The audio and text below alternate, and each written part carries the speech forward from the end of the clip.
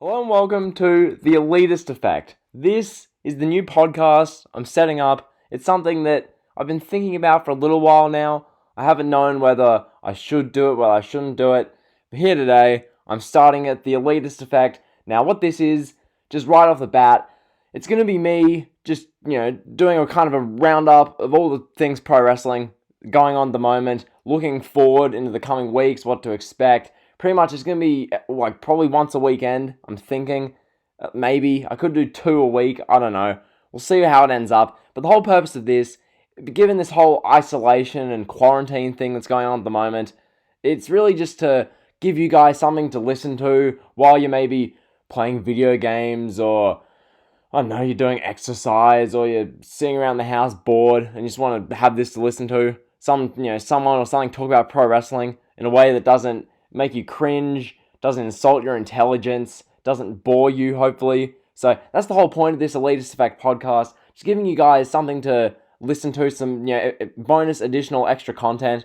Also, it gives me a challenge to produce this every week. So that's what the purpose of this is. So yeah, without further ado, today's episode, what we're going to be talking about, you've probably seen it in the title, but pretty much the main thing: Ronda Rousey blasting ungrateful WWE fans. That I just had to go through. So we're going to talk about that. We're going to talk about CM Punk's comment where he says that I find wrestling impossible to watch with no crowd. I mean, yeah, it's something I've been saying for weeks, something that a lot of you reflect in the comments section. It's a very common belief, so we'll be talking about that some more, talking about the XFL ceasing operations, and talking about how the XFL has been a complete failure. I'll be talking about the revival, them getting released, something that broke yesterday, or as of the making of this, it broke yesterday, so pretty big news, the revival getting released, so we're talking about that in detail, and then the ratings for this week for AEW and NXT, so that's what you've got to look forward to in this video, or this podcast. But first, I'll just address the name, the Elitist Effect. Why did I choose this one? Could I have chosen something else? Choosing a name for a podcast is quite honestly horrific. Trying to think of one that's good and catchy that hasn't been used by anyone else before. Now this, to my knowledge, is like a new name. The Elitist Effect. I don't think anyone's used that before. I was going to do the Elitist Experience, but that's like a clothing brand or something. I didn't feel like risking, legal ramifications. So we're going with the Elitist Effect. I think it has a pretty good ring to it. I think you guys can get used to that. The Elitist Effect, it's pretty easy. It kind of rolls off the tongue. That's what I was looking for. Because I spent literally a couple of hours trying to think of what a good name would be. Because this will be probably pivotal for the channel, what this podcast name is. Because going forward, more than likely I'll do probably this podcast for months and maybe even years on end. So we'll see how the Elitist Effect turns out. But yeah, this is episode 1, April 11th, 2020. So yeah, we'll just get into the news. Pretty much, Ronda Rousey blasting ungrateful WWE fans. Now, before we get into this, I've got to say with Ronda Rousey, this whole thing that WWE are clearly trying to do, where you have Becky Lynch holding the Raw Women's Championship just until Ronda comes back. It doesn't seem like there's any plan to do anything with Becky that's not named Ronda Rousey. Now, Ronda, she's hardly made it clear at all in her interviews or her podcasts when she's coming back. A lot of people thought SummerSlam 2019 didn't turn out to be anything. A lot of people thought Survivor Series, when we had Bayley versus Becky Lynch versus Shayna Baszler, triple threat match, champion versus champion versus champion, Raw, SmackDown, NXT. People thought, oh, Ronda's going to come back in the main event because that match main evented Survivor Series last year. You had Ronda Rousey, people thinking Ronda would come back in that moment, but she didn't. Ronda no-showed there. Then you had the TLC main event, Becky Lynch and Charlotte Flair challenging the Kabuki Warriors, or as a few YouTubers have been calling the Kabuki Warriors, the Bukkake Warriors, which that's a whole separate matter in itself. That's just disgusting. But anyway, the Kabuki Warriors, Charlotte Flair, Becky Lynch, that was the main event of TLC. People thought Ronda would return then. Ronda, surely the women main event 2 pay-per-views in a row at the end of the year, surely Ronda's coming back. No. So you get to 2020, still no sign of Ronda. People are saying that, oh, she could come back at WrestleMania 36. Nope.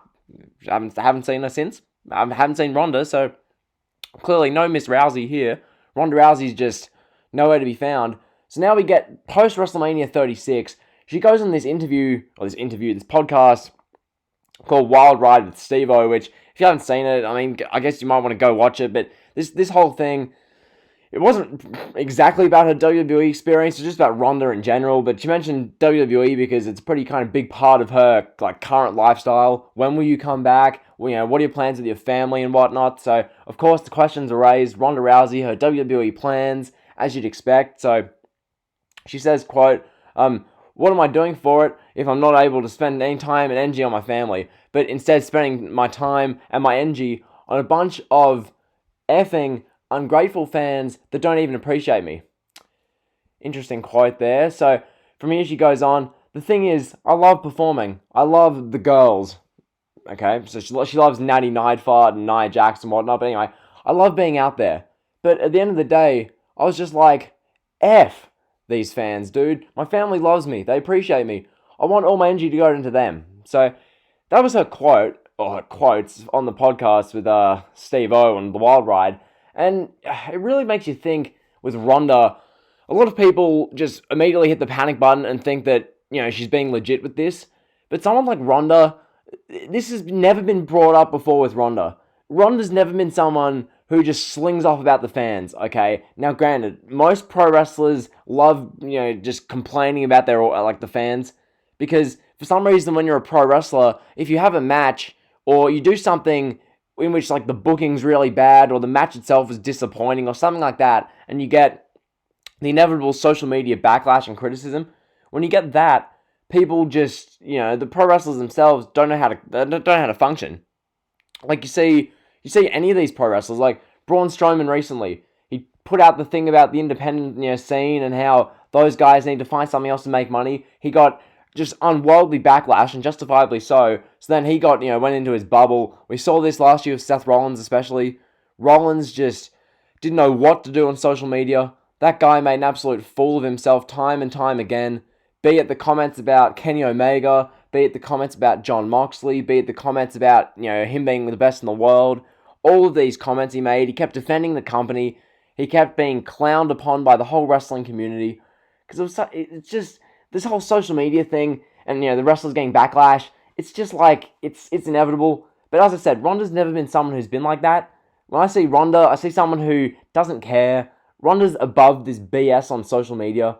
Ronda's not someone who sees what Joe Smo or Joe Schmo has, someone who their account name on Twitter is Alexa Bliss fan 057291 and they have no profile picture, and they get they send Ronda a death threat. Ronda doesn't care.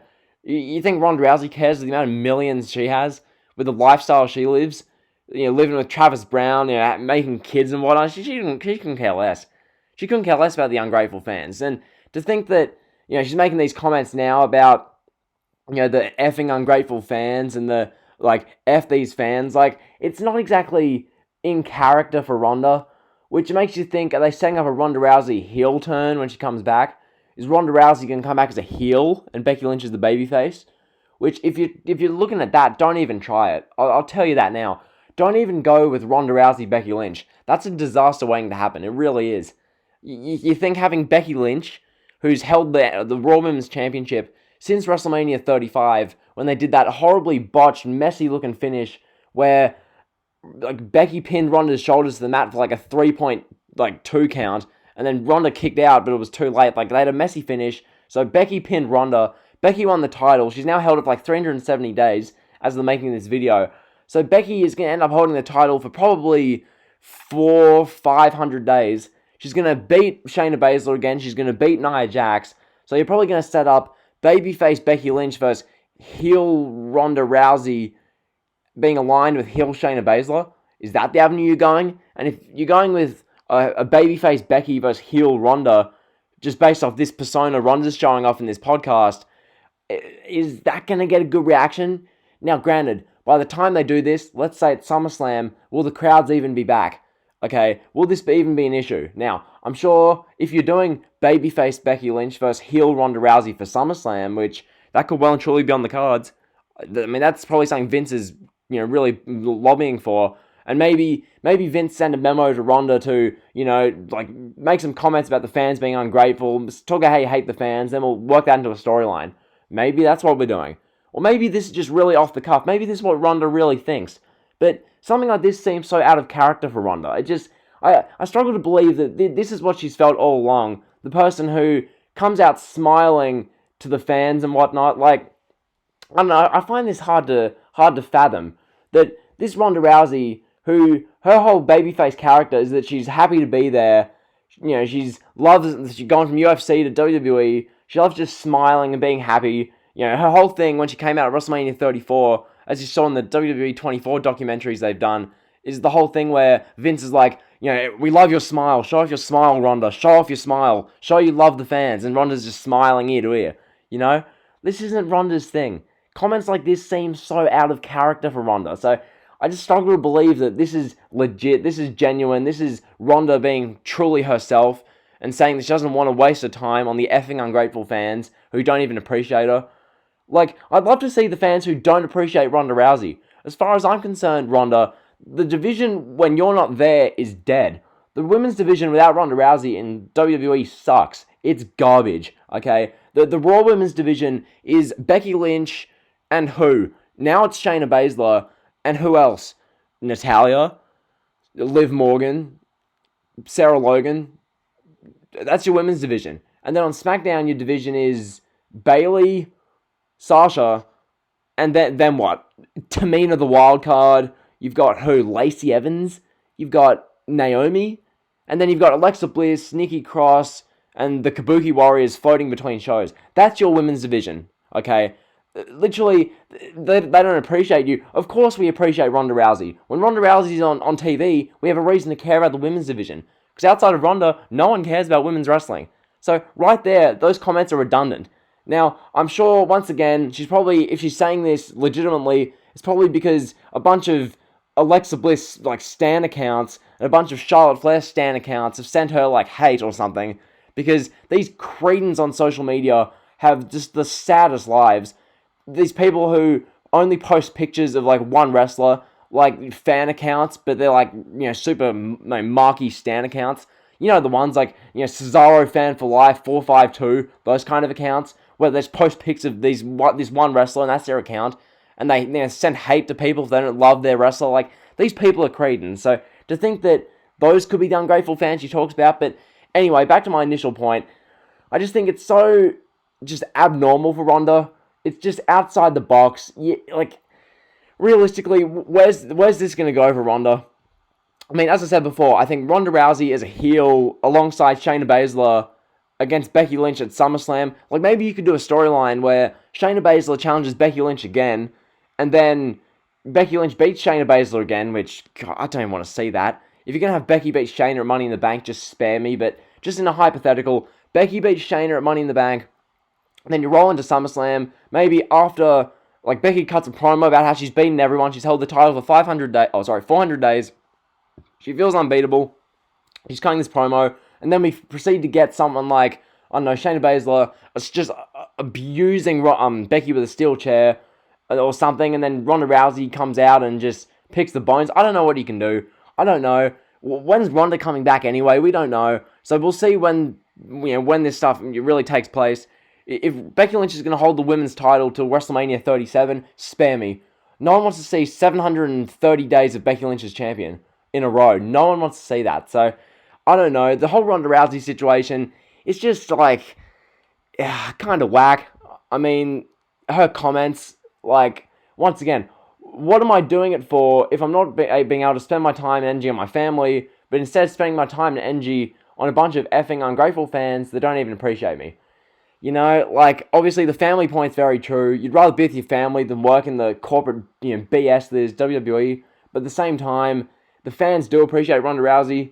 I don't get where the comments are coming from, but yeah, anyway. So that's the first kind of story on the podcast, just talking about Ronda Rousey. That whole situation, I don't get that. But anyway, from here we move on to CM Punk. Now, saying that, his quote is that, I find wrestling impossible to watch with no crowd. This one, there's not too much more to elaborate on, but he's just so right. I've been saying this in my videos for weeks now. You guys have been, saying the same thing in my comments. It's just, wrestling without fans just isn't pro wrestling. You're just watching guys rolling around with each other with no crowd, and you're just hearing them hitting the mat. it's just, there's no life, there's no energy, okay? As someone who's watching these pro wrestling products, NXT, AEW, Raw, SmackDown, those are the four I consistently consume. As someone who watches them, it's really hard to invest yourself when you just, like, there's no crowd. Like AEW, that first week when they had like 25, 30 wrestlers at ringside, and you had the heels on one side, faces on the other, Shawn Spears, MJF were betting on matches. It was hilarious. It was priceless. That was perfect, and that worked. But everything since, due to the understandable restrictions because of this virus, this outbreak, everything with the restrictions has meant that, look, no crowd, therefore, you know what we're going to get? We're going to get nothing. We're going to get no audience, especially on WWE. Okay, AEW have tried their best to make it surfaceable. NXT, Raw, SmackDown, boy, they haven't. I mean, God, they've phoned it in. Like, NXT especially. Like, what they've done is literally dark off everything but the ring, so that you just see the ring and then nothing past the barricade. It looks so niche, so indie, so hard to connect with, because, look, it's hard enough when you have a commentary team without Mauro Ranallo in NXT. So when NXT had their commentary team of Tom Phillips and Sam Roberts, like, that is a horrid commentary team. Like, I know Brian Talks Wrestling hates Sam Roberts, and fair enough. He's just an absolute clown. I can't stand him either. He's such an annoying voice.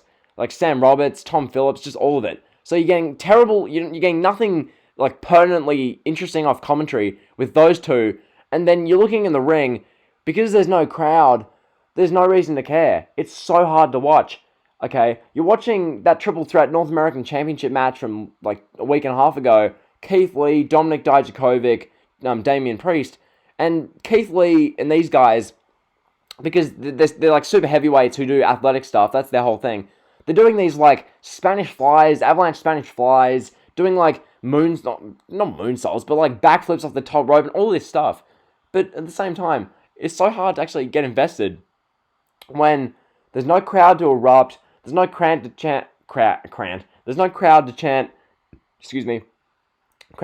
holy you know what, there's no crowd to chant, this is awesome, fight forever, NXT, Mamma Mia, like the usual NXT chants. And the Full Sail crowd that gives NXT its vibe, that's not there. The TakeOver Tampa crowd, obviously not there. So it just becomes horrible to watch. And as CM Punk himself says, it's impossible to watch. Now this came about because Punk was recently a guest on the No Sports Report with former WWE writer Jensen Karp. So yeah, they discussed this whole situation with the virus and how WrestleMania went ahead anyway, talking about how hard it is to watch. And yeah, talking about how most people wouldn't be able to watch regular sports, so hockey, UFC, Bellator, anything combat, anything like that needs an audience. But pro wrestling is just even harder. And Punk went on, the audience is 100% driving force behind what wrestlers do in the ring. When I wrestled, they were my boss. A lot of people have their favorite wrestlers and or can debate who's on the Mount Rushmore and who's the greatest ever. Blah blah blah. The thing is that separates the greatest wrestlers from the OK guys is that when they're in the ring, they're the boss. But the truth to that is the audience is in charge. So the audience cheers and boos who they want. They tell you if they like the moves, if they're emotionally invested in the match, and that tells you where to take that. So yeah, Punk there. I mean, he's an expert at this business. He's a veteran, a legend in the business. CM Punk. He knows exactly this firsthand. And look, you're getting two different perspectives with this. I'm giving you, the viewer's perspective. Punk right there is giving you the wrestler's perspective, okay? As he says, when he wrestled, the crowd was the boss, okay? And that's the thing. Pro wrestling and the crowd is, like, this is why Vince McMahon and what he's done these past few years is so aggravating with the Roman Reigns stuff.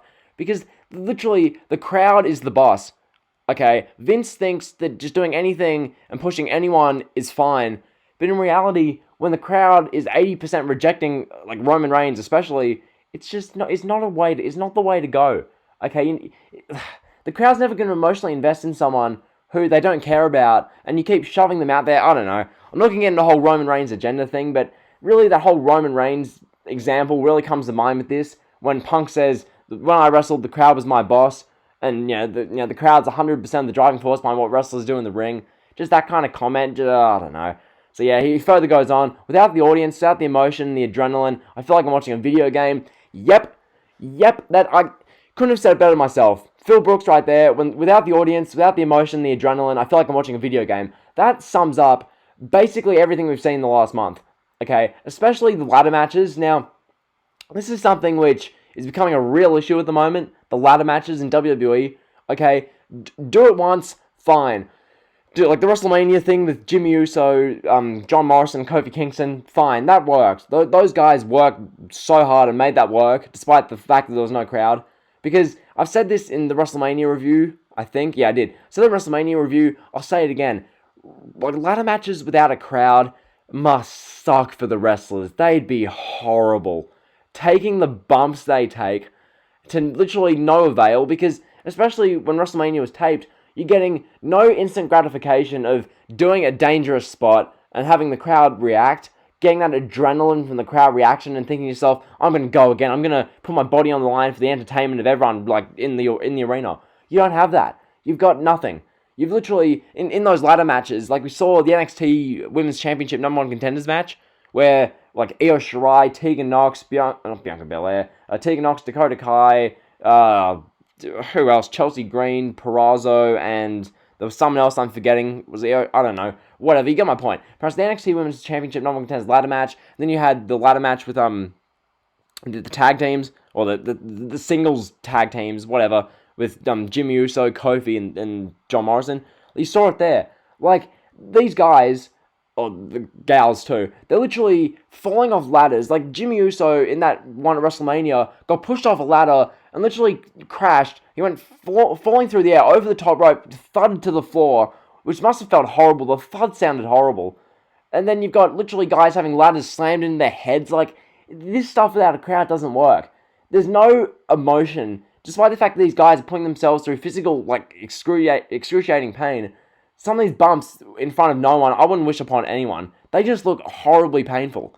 And to think that they're going to do Money in the Bank in front of no crowd, probably, they will be doing Money in the Bank in front of no crowd, like, that's going to be brutal. So, anyway, that's the CM Punk thing, finding wrestling impossible to watch without fans. It really just is. With no crowd, pro wrestling sucks.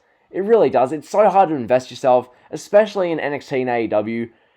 Raw and SmackDown. It's all hard to invest in. Okay, AEW the first week made it work, but yeah, as I said with NXT, it just feels so niche and so indie. Raw and SmackDown just put up giant pillars with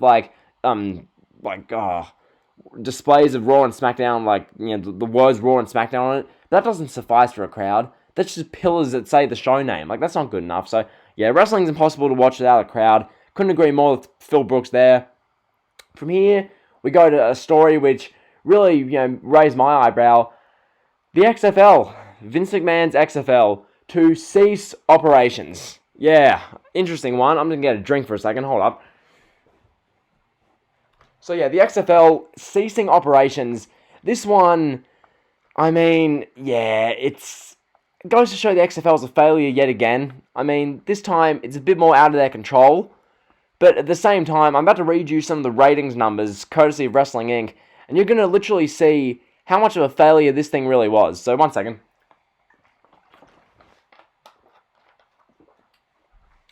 Literally, these ratings of the XFL, before I really get into, the news of what happened, I'm just going to put these numbers into perspective for you. Okay, so big shout out to Wrestling Inc. for this, but these were the week 1 ratings for the XFL. This was the premiere weekend. These were the first 4 games of the XFL. Okay, so here we go. February 8th and 9th. Game 1 drew 3.3 million viewers. Okay, with a 1.1 rating in the 18 to 49 demographic, as well as 17,000 people in attendance. So that was game 1. And then in total for average viewers in week 1, the XFL got 3.12 million viewers. Now, I'm about to give you the averages of the next few weeks of XFL TV ratings, and you're going to see why this thing, it just, the ratings tell the story. They really do. It's just this downward trend from the get-go.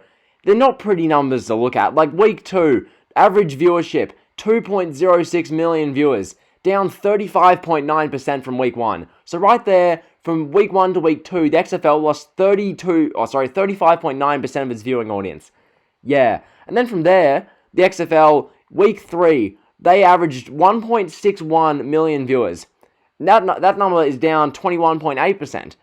And then we go on. Week 4, average viewership, 1.38 million viewers, down 14 extra percent. From here, week 5, this was the final weekend of games. Average viewership, 1.16 million viewers. Now, these numbers, obviously, from week 1 to week 2, 36% drop. That, not this to be expected, but so rarely do shows from episode 1 to episode 2, not even shows, but like sports, like get garner the same ratings from week 1 to week 2. Usually, especially something new like the XFL, the numbers are going to drop. But to see 3.12 go to 2.06, that's really bad. 1.06 million viewers lost from week 1 to week 2. And then within a month, literally, after 1 month of XFL, the XFL had lost basically 2 million viewers. They'd lost 2/3 of their audience. So with that and the virus outbreak and everything, comes the news that, well, this was reported that on a call today with COO Jeffrey Pollock, XFL employees were just informed that the league is suspending operations and all employees have been laid off. Another sport impacted further by the crisis, the virus. So, yeah, that tweet came from Phil Yates, obviously. So, yeah, this whole thing, XFL has been basically just called off. It's been canned. It's ceasing operations. Really, it's just a financial disaster for Vince. Yet again, the XFL back in 2001. Now, I wasn't watching this when it happened. I just definitely wasn't watching the XFL. Now, this whole reboot of the XFL, granted, it's a lot better than the first one. As far as, actually, is it? I don't know. As far as nature of the beast and what they're actually doing, it's much more legitimate as far as the games themselves. Like, the only thing the XFL, their point of difference from a business perspective was that they were having heaps of extra access to the players and the coaches, which got annoying for them and people got sick of, because in the first week it was cool, people liked it. Second, third week, people were still okay with it. But then people started to get worn out, weeks 4 and 5. People are like, look, I don't care to hear from the quarterback every 5 minutes. I don't need to hear from the coach every 7 minutes. So, in that regard, it just didn't really work. So, the XFL's point of difference was kind of failing. The whole league itself, just the logic behind it didn't make much sense. Literally, so the Super Bowl finishes, and the week after, when fans are pretty much burnt out of football because they've just had the biggest week of football all year as far as the Super Bowl, we literally get the XFL. This just, what do you even call the XFL? A cast-off association of football with a bunch of guys who, they're failed NFL players, because if they could make the NFL, they wouldn't be playing in the XFL. So it's a bunch of cast-offs playing in this 8-team league where, what is the XFL? You get a bunch of, plays, a bunch of interviews on the sideline, a bunch of exclusive access. Yeah, it got good reviews in the first couple of weeks. By week 5, they've lost 2 million viewers from week 1. So, yeah, the XFL ceasing operations, laying off employees until further notice. It just goes to show that the whole thing will be a disaster. And furthermore, on top of that, the news also, per news conference with Jeffrey Pollock, the league will not be returning for the 2021 season. As a result, once again, all employees have been let go. This comes after the announcement that all fans will be allowed a return for their 2021 ticket investment. So, just a complete failure. It really has. Pretty much, the XFL, it was met, as I said, with those figures before. There was fanfare when it returned to action due to its innovative rules and the exciting players and the interviews and the access. But once again, Vince McMahon, he signed deals for 3 years to broadcast games on ABC, Fox, ESPN, ESPN2, and FS1. But as I said, ratings took a hit each week, big hits in the ratings, from 3.2 million to 1.1 million. So even with that, the broadcasters, Fox, ESPN, FS1, ABC, they're not exactly high in the XFL, because I guarantee you the XFL would have been getting probably 800,000 viewers by the end of the season. No one would have cared. So, it's just a disaster. So, yeah, the XFL won't be back for 2021. Yet again, it just failed. Vince investing his money from the WWE into the XFL, the whole thing just doesn't work. It really doesn't. The XFL idea, I think we can now admit it's been an abject failure. Okay, there's no subjection about it. The XFL is a failure. So, that's that. Leave down below what you think of the XFL. Now, we're going to move on to another topic. This one, broke yesterday, and it was big news yesterday for a bunch of people. It's a fairly interesting topic. It's one that, it should have been coming for months now, but at least it finally happened. The revival. Scott Dawson, Dash Wilder, they got their release, so good on them. They get to leave. They get to be free. They really do. First off, Arn Anderson saying that we haven't seen anywhere near the best of the revival. He made that comment, so interesting to note that. It's completely true. I didn't feel the need to really elaborate on that much more. It's just factual. As for other people, Jim Ross says that he had a lot to say about this and how the revival would fit in AEW. So talked about how he'd like to call matches for the revival. Which the whole thing with the revival is that in WWE they were just never used properly. Because Vince he doesn't understand these guys. He doesn't care for these guys. He sees Scott Dawson, Dash Wilder, two guys who individually are so unremarkable. Neither of them have that much charisma. Neither of them are that entertaining. But that's not what they're there for. Okay? They're just a good old-fashioned tag team wrestling act. They can put on some of the best tag team matches you'll ever see. And that's what they do best. Okay? So, in that regard, the Revival are just, excellent in that regard. And, yeah. So, Vince McMahon never understood it. And to be honest, Vince McMahon doesn't understand these guys. He doesn't get the Revival. He never understood Luke Harper. Not that he didn't understand Matt Hardy, but he didn't know how to use Matt Hardy. He doesn't understand how to use most of his talent, okay? Because he's a 74-year-old man. He just doesn't have a clue. He's that far past it. Vince McMahon has no idea how to use these guys. So as a result, you get this kind of situation where Vince McMahon literally doesn't use the Revival for years. And as a result, we get the Revival now being released on April 10th, 2020, or April 9th, thank God, good for them. So they're now allowed to go wherever they want. I've seen a lot of people saying that the Revival should go to NWA or AEW. Personally, their style fits both promotions. Now, AEW, we all know they're loaded up with tag teams. That's no secret. There's no breaking news or breaking analysis. Like AEW, the Lucha Brothers, there's so many tag teams to name. The Lucha Brothers, the Best Friends, our current tag team champions, Kenny Omega and Hangman Page. We've just got a plethora of tag teams. Santana and Ortiz. God, I can't even name them. There's that many. Private Party. Just a bunch more. So, you got a bunch of tag teams there. The Revival are going to come in and make an impact. The Dark Order as well. It's another tag team. So, you got a bunch of tag teams with the Revival. They're coming into AEW or NWA. Or, who knows, maybe they go to another promotion. Personally, I don't know what other promotion they could go to. I mean, they could go to MLW. I don't know.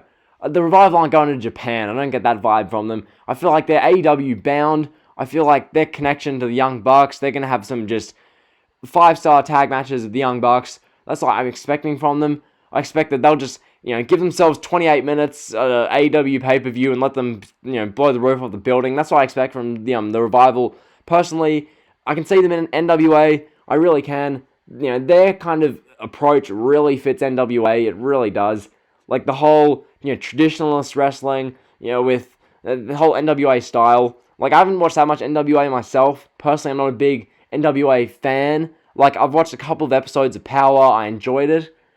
Nothing bad to say. I like what they're going for. Just not the thing I'm into, Like, I'm all for people watching it. It's good medium of wrestling. It's definitely better than Raw, SmackDown, and NXT at the moment, because NXT is no crowd. But, yeah, Power in general, just, I don't know, I can't really get into it, so I haven't been doing NWA in this channel. If you want to see some NWA, feel free to leave it down below. Personally, I don't think they'll pull great views, but that's just my opinion. Anyway, yes, the Revival and NWA, they'd fit really well. I think the big money's in AEW, though.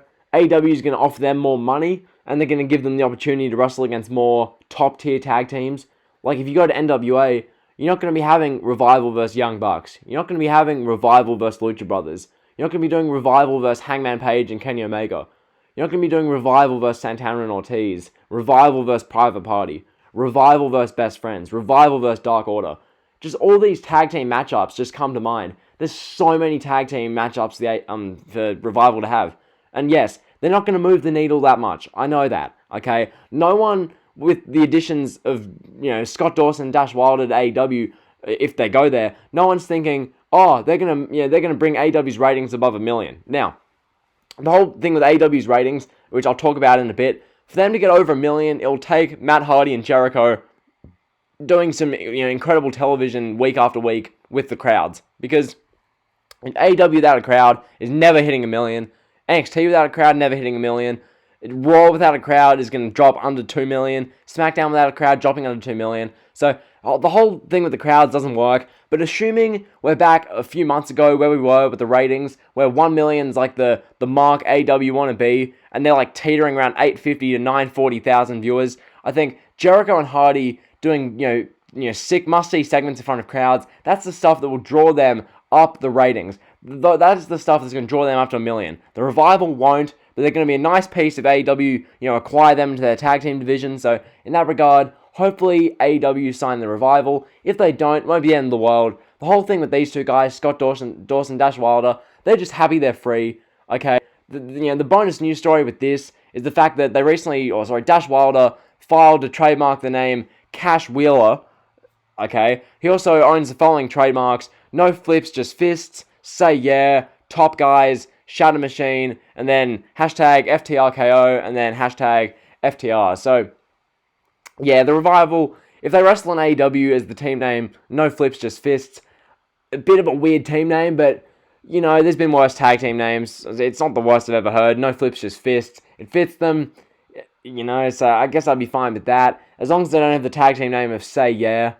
Like, they could go by Top Guys, but I don't know. They've got all these trademarks sorted out thanks to Dash Wilder, so that's all good. Their contracts, this is just more kind of technical stuff with this. Pretty much, here's the actual report from Wrestling Inc. So this is written by Raj Giri, so take it for a grain of salt, but no, this is a legit story. So WWE announced that they've released Scott Dawson and Dash Wilder of the Revival. They noted that the release was immediate, indicating that they did not have a 90-day no compete clause, which that part of it I found fascinating.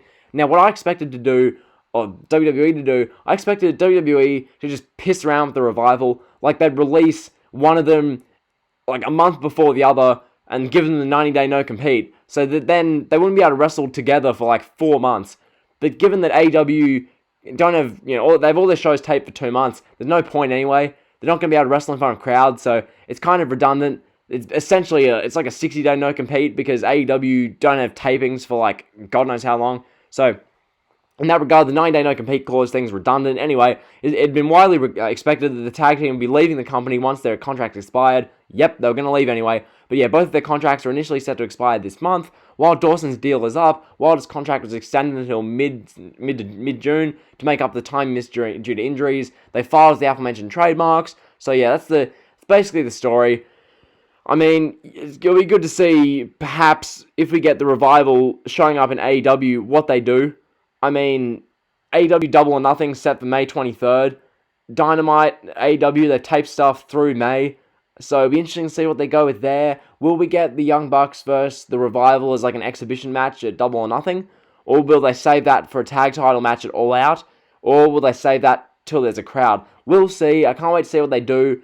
Hopefully they go by either the Mechanics or Top Guys or something like that as for their tag team. Anyway, without further ado, that's that story, the Revival, the whole situation within the Elitist Effect. So hopefully you've enjoyed the podcast. If you have, smash the like button, leave down below what you've thought of it. Have you enjoyed it? Do you think I can do things better? Yeah, do you think, what do you think? Just give us some opinions down below. So in the Elitist Effect, pretty much the whole thing I'm trying to do at the moment is just getting a consistent follow on the channel. So basically what I'm trying to do the videos, Raw on Monday, or well, in Australia it's Tuesday, whatever. So Raw, I'm going to try and do AEW and NXT still. They're tough to watch, but I'll try and review them in a dual video. I'll do the SmackDown review every week, definitely. That review's a heap of fun. I'm going to try and do an Elitist Effect every weekend to get that one up. I want to get 1 to 2 retro pay-per-views every week, ideally. And from there, I mean, we'll see. I want to get a couple of extra videos. I've got a top 10, network shows to, not top 10, but a best network shows to watch during isolation video. I've got a bunch of other little videos I want to do. So that's pretty much what we're going to be going with. This Elitist Effect, as you've just seen throughout this video, just a roundup of everything that's going on, and something for you guys to listen to when you're in a car trip, when you're doing exercise, when you're bored, when you're playing video games, you want to have someone talking about wrestling, that kind of thing. That's what this podcast is here to do. Give you guys something to just hear during this isolation period, and going forward, it'll be something for me to work on. So anyway, without further ado, this has been episode number 1 of the Elitist Effect. Hopefully you've enjoyed.